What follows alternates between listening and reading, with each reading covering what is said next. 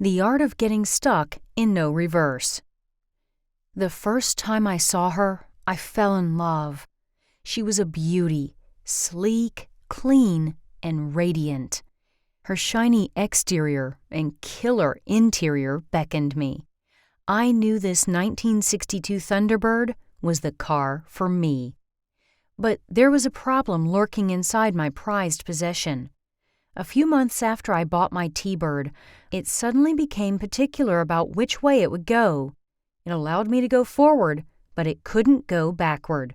The T-Bird had no reverse. Although not having a reverse is a problem in a car, it is a plus in business. We need to keep moving forward without the possibility of putting our business into reverse. We need to press forward to our dreams and goals. If you feel you're stuck in reverse in your business thinking, actions, behavior, attitudes, staffing, advertising, habits, dreams, and visions, perhaps a new perspective will get you moving again. Easy ways to get stuck in reverse. But as any good traveler will tell you, the smoothest way to move forward and not get lost is to remember where you've been. So here are some of the ways we found shop owners across the country go in reverse. A technician leaves, and instead of replacing them, everyone takes a share of that technician's workload. A service advisor leaves, and you don't replace them. Instead, as the owner, you think you can handle the job. A belief that direct mail advertising does not work after less than 2 months of trying it. Lack of systemic leadership. Lack of perpetual recruiting, which creates bench strength. Lack of sufficient working capital. Not being a yes company operations. Lack of written systems documenting your method of operations. Understaffing the front and back of the shop. Not understanding the principle of speed of service. Not recognizing who the most important customer is. Some of these are fairly obvious. If you spread yourself or your staff too thin by not replacing someone who has left, everyone and everything suffers. If you yourself think you can handle the front desk, you don't have a clear understanding of what your service advisor is supposed to do. Lack of leadership is another obvious point. If you're not working on yourself to become a better leader, you can go in reverse. If you lack enough working capital, you will struggle during slow seasons. Let's take a moment to talk about perpetual recruiting. Why would you want to do that, particularly if your staff is already full? If you're not perpetually recruiting, the day will come when you are caught in a bind or held hostage. At some point, one of your staff may be injured, moves suddenly, or leaves abruptly for some other reason. As a business owner, you need to be prepared for that, so you have a few on the bench. And let's also take a moment to expand on what we mean by being a yes company. When a customer calls and wants to bring in their vehicle that day or even that hour, do you say you're too busy and ask them to schedule for another day? That's a missed opportunity. You don't know who is going to buy what when they come into your service center. You don't understand, you may protest. I have a parking lot full of cars. How can I squeeze in one more? Do you know how many times I get those sorts of calls? Congratulations that you are still getting them. But there is no way to know which services any customer will say yes to.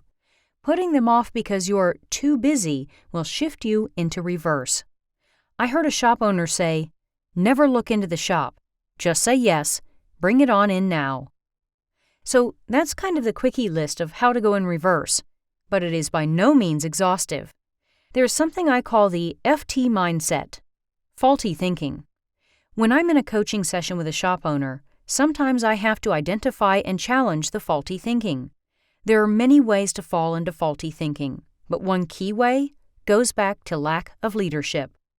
Each day, a shop owner or any leader should take some time for personal development, even if it's just taking 30 minutes to read and study about how to make yourself a better leader, a better business owner, a better mentor, a better trainer, and a better coach. This is a daily exercise for me, so I am practicing what I'm preaching. I can tell you firsthand that it helps. Even the books and resources that are snoozers or not as applicable are actually beneficial. Not that I'm recommending you seek those out intentionally, but they will develop your discernment and skills to help you separate the pretenders from the contenders, so to speak. Now, another big way to get stuck in reverse is when you don't confront unacceptable behavior or you make a panic hire. Yes, this also dovetails into lack of leadership, but needs a bit deeper discussion. So if you see a service advisor doing something, a technician, a GS, somebody doing something that is unacceptable or out of policy, it needs to be addressed promptly and respectfully. It may be slopping over a point or detail, mouthing off to a customer, or something more severe, like stealing. As a leader, you need to keep your anger and emotions in check and deal with the issues swiftly. You also need to keep your emotions in check to avoid panic or impulse hires. That is, when you hire the first body you see and talk with because you like them, or you are desperate to fill a position because you haven't been perpetually recruiting. As we move deeper into the chapter, you will see how critical your leadership skills are to keep you from going in reverse. 3 levels of systems. So let's revisit these 3 levels of systems and gauge how your leadership role affects them. You know I reference them many times, simply because they are the backbone of any successful auto repair shop. The first 2 are covered in depth in other chapters, and the third one will be the focus for this chapter. The first level is called daily operations. Your daily operations consist of the time between getting the key from the customer and then returning the key to them. The second level is management. Those are the systems that are written to run the daily operations. You cannot rely solely on instinct or knowledge, nor can you properly address adverse behavior or work issues.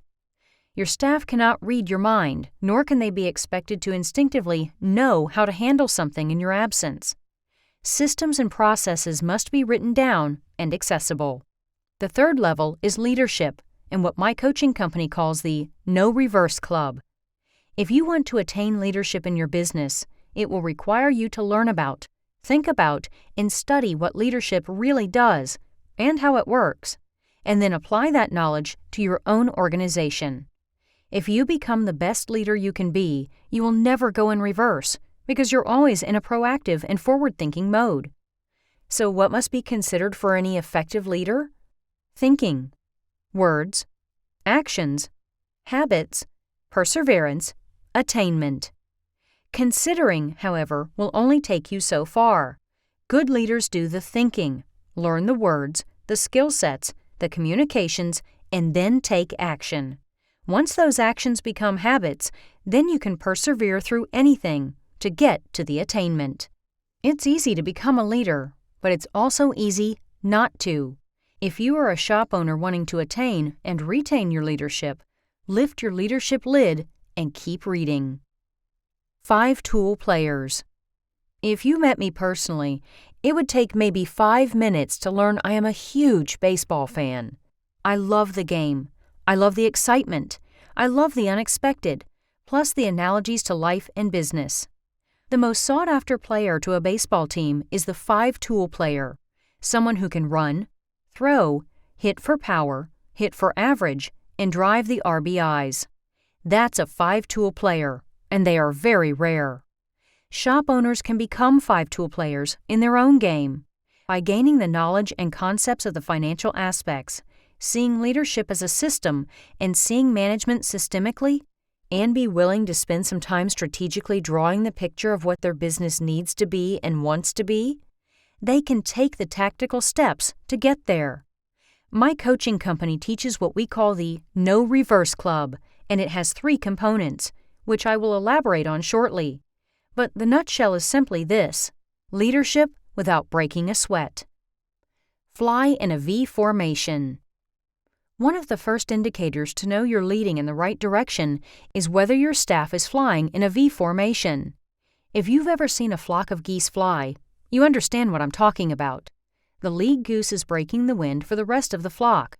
At the same time, the flock honks continuously to encourage the lead goose to continue in the same manner. If the lead goose grows wary, it falls to the back of the formation. A new lead goose emerges in front, and the cycle continues. In your business environment, when a customer arrives with his or her car and speaks with a service advisor, the service advisor is the lead goose. Once the ticket has been written and given to the technician, now the technician becomes the lead goose. When the ticket goes back to the front staff and the service advisor calls the customer to sell the job, the service advisor becomes the lead goose again.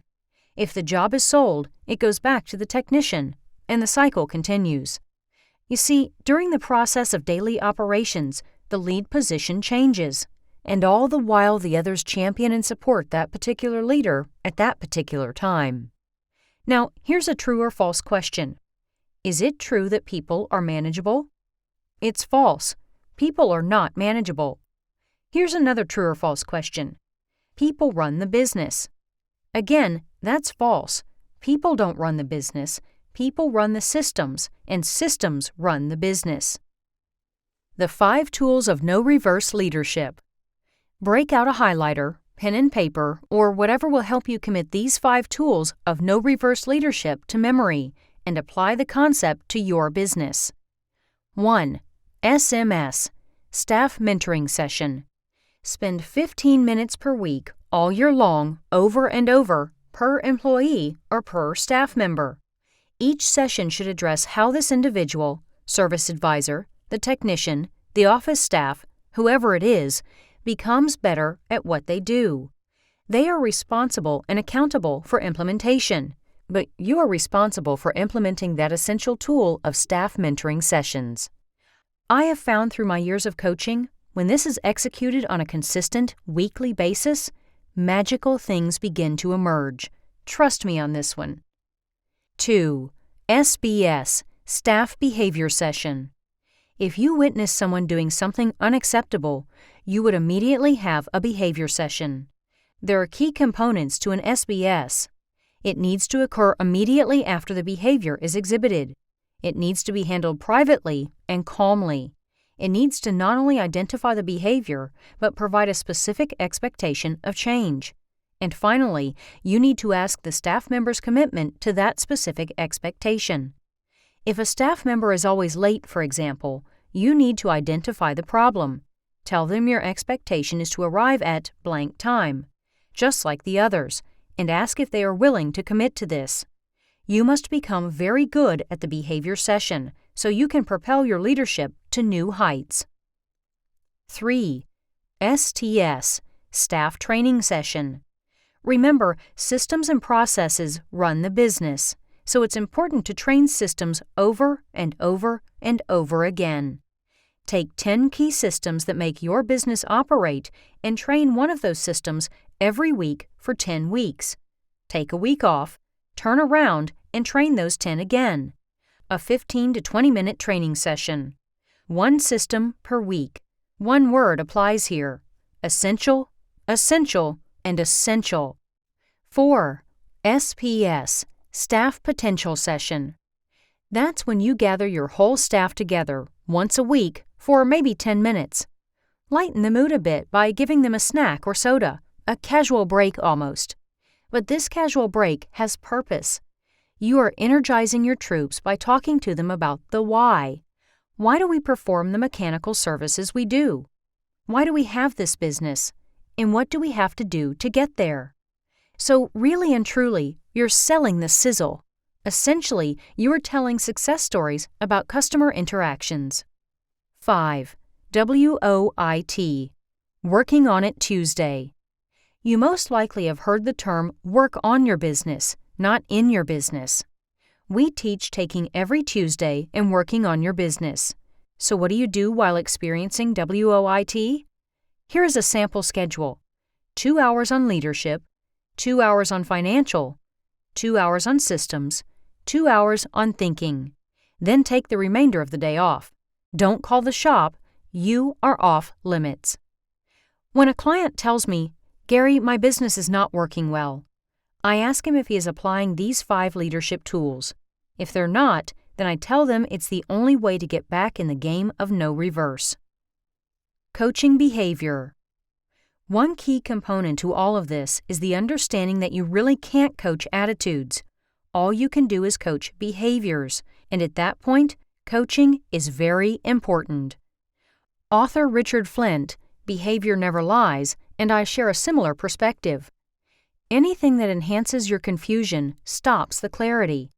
So, is this decision based on confusion or clarity? Are we changing versus improvement? We know that change is a word people don't like to hear, but if you substitute improvement in its place, then it becomes workable. The same holds true for excitement versus enthusiasm. The excitement is the emotional oomph of deciding to do something. I'm going to put those 5 things in place and do the SMS, the SPS, the STS, the SBS, the WOIT. I'm going to do that now, and I'm excited about it, and by golly, I'm going to do it. Well, excitement wanes, but enthusiasm continues. That's what will drive the implementation. According to Richard Flint, quote, I knew if I didn't understand why I was in their life, they would be confused by my presence, end quote. So we have to understand why we're in the lives of our customers and why we're in the lives of the people who work for us. So if you cannot improve without change, you will stay in the circle of sameness. Richard's book, Behavior Never Lies, teaches how to get outside of the circle of sameness in order to become a better behavior coach. Now, there is some leadership accountability in behavior coaching. If behavior is never challenged, then it's validated by you, the leader. Let's use our previous example of someone coming in late. If we don't challenge, confront the behavior, we have validated it. So then the other staff members may start coming in late, because in their eyes, it must not matter. By not saying anything, the leader has validated that it's okay. Maybe you're concerned that if you say something and challenge the behavior, you will upset the apple cart. But here's the thing. They work for you. We all want a work environment that's peaceful and pleasant, and nobody likes a tyrant. But there's a difference between making peace and keeping peace. Making peace sometimes requires upsetting the apple cart for the greater good. Keeping peace, from a business perspective, can cost you a lot more than just money. Behavior is a fact. Accountability is a choice. If someone gets upset and walks off the job or exhibits hostility over your conversation, you have your roster of perpetual recruits and can hire someone else, if it comes to that. So when you witness an unacceptable behavior, holding them accountable is a choice. Your choice. Here are a few statements to commit to memory. Without accountability, chaos reigns. Without accountability, anything reigns. Without accountability, nothing reigns. So if you opt out of accountability, your default options are chaos, anything, or nothing. Validation of behavior creates participation.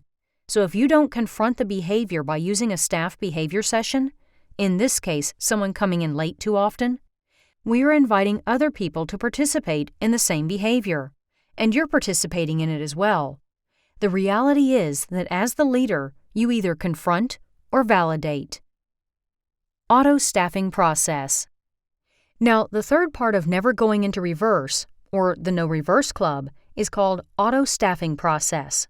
As a company, we have worked with shop owners and human resources experts to create a general job report of what makes up the best fit service advisor, what makes the best fit general manager, and what makes the best fit technician to work in our business.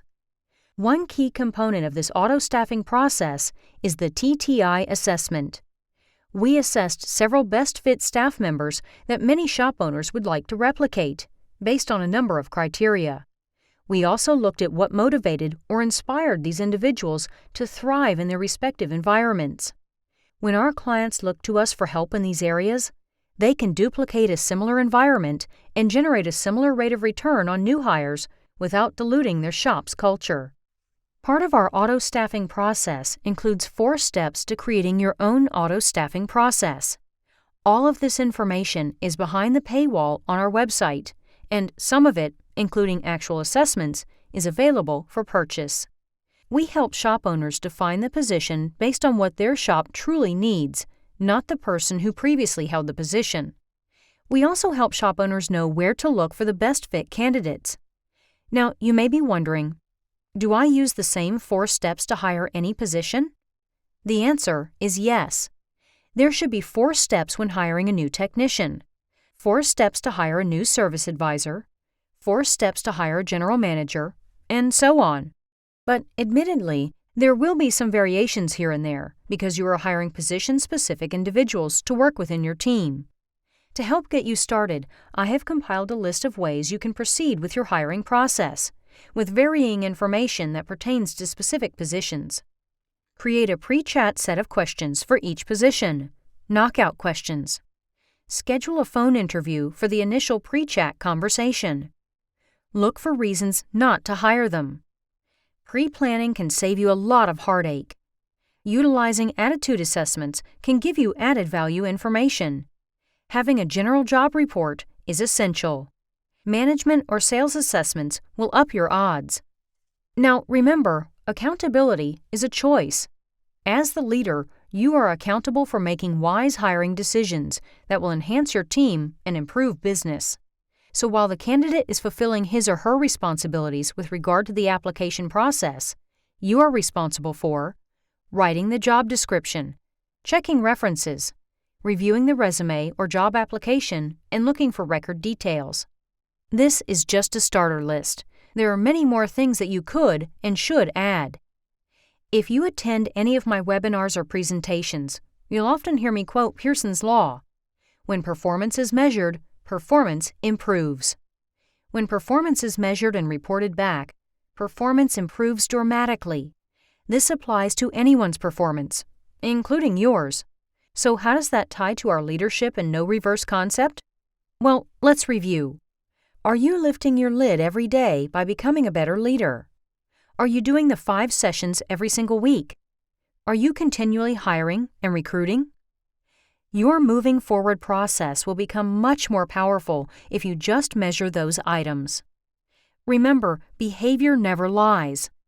Let's plug in and use the processes. Otherwise, when you aren't prepared or ill-prepared, you'll waste time trying to figure out where to start and what to do. I'll close with another quote from Richard Flint. There's a big difference between what you want for your life and what you're preparing your life to achieve. Most people have this illusion of what they want for their life, but don't have the behaviors to make it happen. If you really want to succeed, connect your words and your behavior on the same journey. Takeaway. Here's a quiz, a 1-question Ticket to Success quiz. What does 30-8-22 mean? The answer will make or break your leadership and no reverse concept. 30 minutes per day is equal to 22 8-hour workdays in 1 year. If you want to become a great leader, you can do so in 30-minute increments. If you never want to go in reverse, if you want to start interviewing process, if you want to have bench strength, if you want to assess people, if you want to do anything, start spending 30 minutes a day and focus on that particular subject. You'll become an expert over the course of 1 year. Why? You worked a month's worth of 8-hour workdays on that particular item. Gary's Golden Nuggets. Although having no reverse is a problem in a car, it is a plus in business. The smoothest way to move forward and not get lost is to remember where you've been. Always be on the lookout for quality technicians, service advisors, whatever your shop employs or needs for expansion, and have anywhere from 2 to 4 waiting on the bench. One of the first indicators to know you're leading in the right direction is whether your staff is flying in a V formation. It's easy to become a leader, but it's also easy not to. People don't run the business, people run systems, and systems run the business. The 5 tools of no reverse leadership include SMS, SBS, STS, SPS, and WOIT. You really can't coach attitudes. All you can do is coach behaviors. Behavior is a fact. Accountability is a choice. Shop owners define the position based on what their shop truly needs, not the person who previously held the position. As the leader, you are accountable for making wise hiring decisions that will enhance your team and improve business. Spend 30 minutes a day, each day and focus on a particular subject, and you'll become an expert on that subject over the course of 1 year. Research shows it takes 10,000 hours spent on a subject to become an expert. So get started soon.